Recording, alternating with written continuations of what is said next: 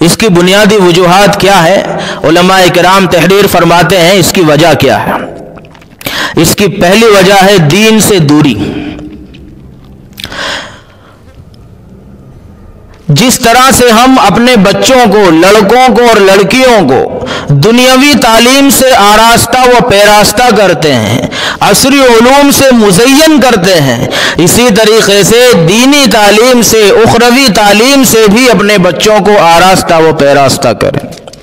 دنیاوی اعتبار سے ہمارے بچوں کے پاس بڑی بڑی ڈگریاں ان کے پاس ہوتی ہے، لیکن جب دینی معاملات میں ان کو جانچا جاتا ہے، ان کو پرکھا جاتا ہے تو بالکل صفر نکلتے ہیں۔ تو چونکہ دینی تعلیم ان کے پاس نہیں ہے، آخرت کے علوم ان کے پاس نہیں ہے، جس کی وجہ سے اسلام کی اور ایمان کی قدر ان کے دلوں میں نہیں ہوتی، جس کی وجہ سے اللہ کی محبت، رسول اللہ کی محبت دلوں میں پیدا نہیں ہوتی، تو چند ٹکوں کے اوپر، چند چیزوں کے اوپر اور چند عہدوں اور منصبوں کے اوپر ایمان کے سودے ہوتے چلے جاتے ہیں۔ ہاں، جتنی زیادہ ضرورت دنیاوی تعلیم کی ہے، اس سے کہیں زیادہ ضرورت دینی اور آخرت کے علوم کی ہے۔ دنیا کی تعلیم آدمی کی دنیا سنوارے گی، آدمی کی دنیا بنائے گی، لیکن دینی تعلیم آدمی کی آخرت بنائے، دنیا بھی بنائے گی، آخرت بھی بنائے گی۔ دینی تعلیم انسان کو انسان بنائے گی، اس کے دل کے اندر آخرت کا اور اللہ کا خوف پیدا کرے گی، اور وہ کسی بھی موڑ پہ چلا جائے، اس کے سامنے کتنی ہی حسین و جمیل چیزیں پیش کر دی جائیں، لیکن جب دینی علوم سے آراستہ ہوگا تو کہیں بھی اپنے ایمان کا، اپنے دین کا، اپنے مذہب کا سودا نہیں کرے۔ دوسری چیز جو ارتداد کے بنیادی اسباب میں سے وہ ہے شادی بیاہ میں فضول خرچی۔ علماء کرام اس کے اسباب تحریر فرماتے ہیں، دوسرے نمبر پہ لکھتے ہیں شادی بیاہ میں فضول خرچی۔ جتنی زیادہ فضول خرچی شادی بیاہ کے اندر بڑھے گی، اتنی ہی زیادہ شادی اور نکاح مہنگا ہوگا، اور جب شادی اور نکاح مہنگے ہوں گے تو اتنے ہی زیادہ زنا سستے ہوں گے۔ قاعدے کی بات ہے، نکاح مہنگا ہوگا تو زنا سستا ہوگا، اور نکاح سستا ہوگا پھر زنا مہنگا ہوگا۔ پہلے یہ ہوتا تھا، پہلے چونکہ نکاح سستے ہوتے تھے تو زنا کوئی کرتا نہیں تھا، لیکن اب نکاح بڑے مہنگے ہو چکے ہیں۔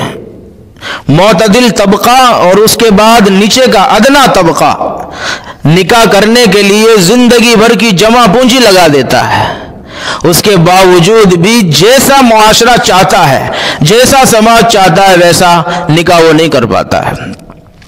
تو جب تک شادی بیاہ کے اندر فضول خرچی پر، لا یعنی رسموں پر اور بیکار کی چیزوں پر خرچ کرنے پر بندش اور پابندی نہیں لگے گی، اس وقت تک ارتداد کے دروازے اور دہانے بند نہیں ہوں گے۔ اور تیسرا سبب علماء کرام تحریر فرماتے ہیں مخلوط تعلیم، جس کو کہتے ہیں کو ایجوکیشن۔ ایک ہی کالج میں، ایک ہی کلاس میں، ایک ہی بینچ پہ ایک طرف لڑکا بیٹھا ہے، دوسری طرف لڑکی بیٹھی ہے، لڑکا مسلمان ہے، لڑکی غیر مسلم ہے، دوسری بینچ پہ لڑکی مسلمان ہے، لڑکا غیر مسلم ہے۔ یہ ہے مخلوط نظام تعلیم، یہ ہے کو ایجوکیشن۔ جب تک یہ سلسلہ چلتا رہے گا، ارتداد باقی رہے گا، لوگ مرتد ہوتے رہیں گے، مرد بھی اور عورتیں بھی۔ تو علماء کرام تحریر فرماتے ہیں کہ اپنے بچوں کو اور اپنی بچیوں کو، خاص کر بچیوں کو، لڑکیوں کو اگر دنیاوی تعلیم سے آراستہ و پیراستہ کرنا ہے تو ان کے لیے ایسے اسکول اور ایسے کالج کا انتخاب کیا جائے جو محض بنات کے لیے ہوں، لڑکیوں کے لیے ہوں، خواتین کے لیے ہوں، جس میں صرف گرلز پڑھیں، صرف لڑکیاں پڑھیں، لڑکوں کا داخلہ قطعی طور پہ نہ ہو۔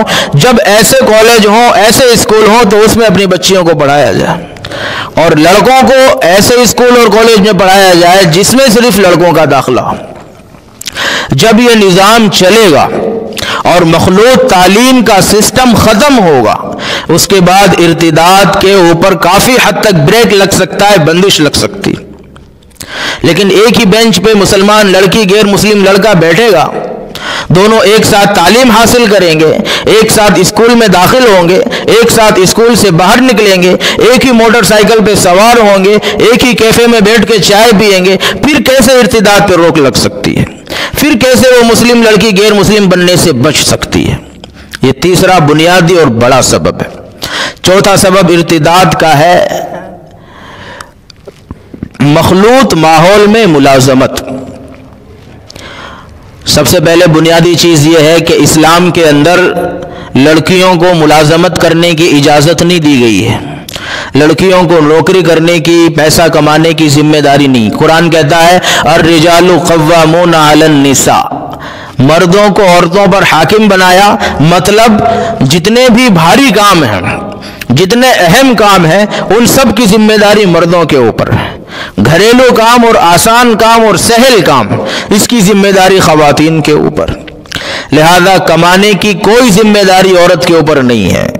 لیکن اس کے بعد بھی اگر عورتیں گھروں سے باہر نکلتی ہیں اور دکانوں کی اور سینٹروں کی زینتیں بنتی ہیں اور وہاں جا کے ملازمتیں کرتی ہیں، تو پھر اس میں مخلوط ماحول پیدا ہو جاتا ہے۔ اسی آفس کے اندر، اسی دکان کے اندر، اسی سینٹر کے اندر بہت سارے مرد بھی ہیں، بہت ساری عورتیں بھی ہیں، جس میں کچھ مسلمان ہیں، کچھ غیر مسلم ہیں۔